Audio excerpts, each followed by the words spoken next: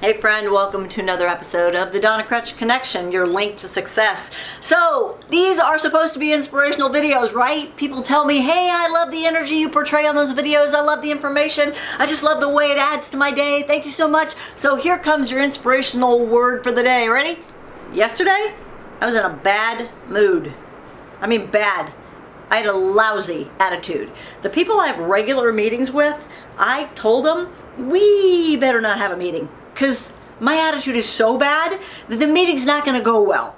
I had a little pushback from a couple people, but when I explained, no, really, you don't want to have a meeting with me today, they went, okay, talk to you tomorrow. So, you know what? You're going to have a bad day. The secret to overcoming a bad day is to get to the crux of the bad day, what triggered it. So I want to share just a little bit with you about money, love, and food moods. We all have triggers, moods if you will, that send us to, well, the thing we typically run to. Now, some of us run to food for comfort when we have a mood. Some of us run to alcohol when we have a mood. Some of us run to spending or overspending, shopping, when we have a mood. And some of us run to a vegetative state, sitting on the couch, right, with the remote control in our hand. And some of us run to other behaviors, habits that aren't so good for us. So I identified the mood, that it wasn't good, it was lousy. Then I had to go to the trigger, what I was actually feeling. And then I had to make sure, I said to myself, you're not going to run to whatever behavior you would typically run to. I already knew that ahead of time. And sorry, I'm eating my hair. I had to identify ahead of time what was going to be the behavior that I chose. Was it going to be one that was negative, or was it going to be one that was isolating the trigger and then coming up with a solution? Now this is all going to make sense as soon as I explain a few of the moods to you.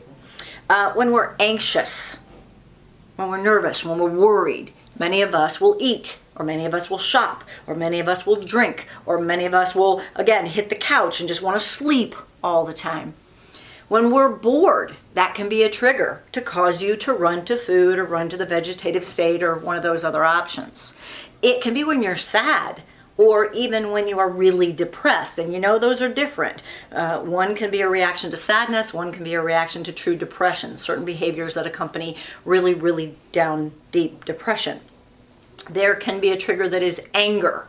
You're angry and therefore you react in one of these ways. Fear can be a money, love, or food mood. Now, why am I calling this money, love, and food? Well, because this will affect your money. Because if you are a spender or a shopper or somebody who runs to money to feel better, then this is going to affect your money. If you are a person that runs to sex or runs to pornography, if you are a person that runs to relationships that are not healthy because you want to feel good, somebody who's bad for you, but they will accept you into their circle, so you go share time with them because you want to feel better. Sometimes we just want to feel superior or accomplished, so we hang out with people who bring us down. That's why I bring up love. And food, well, sometimes these triggers make you run for things that, I don't like the label, are called comfort foods. They're not comfort at all. They end up bringing a lot of discomfort and hurting us.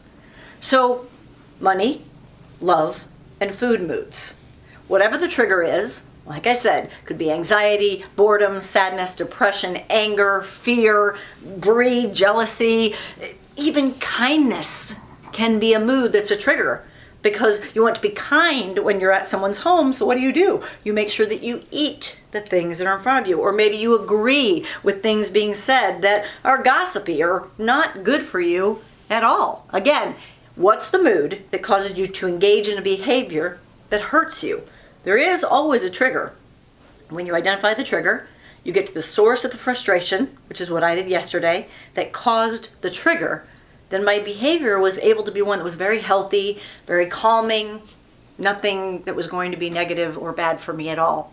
So, I'm in workout clothes today because one of my solutions is I'm going to go do this workout that I've started. I absolutely love it. It's totally unique, and I'll tell you more about that later. So until next time, I am your link to success. check out your money, love, and food mood, and your life's gonna change.